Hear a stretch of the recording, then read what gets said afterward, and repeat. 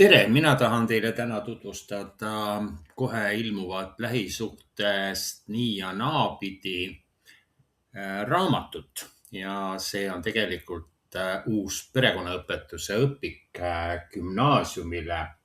Minu hea kolleeg Heli Iisrael on selle koostanud ja tegelikult vanast perekonnaõpetuse õpikust on nüüd juba ikka pea 10 aastat möödas, kui see ilmus.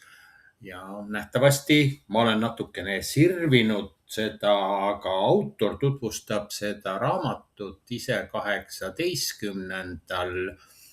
mail veebinaril ja seda saab muidugi Mauruse kirjastuse kaudu tellida. Ma ootan tegelikult põnevusega, sest mis seal salata, väga paljud asjad on ja paljud käsitlused, mis on seotud perekonnaga ja suhetega, on muutunud. Aitäh!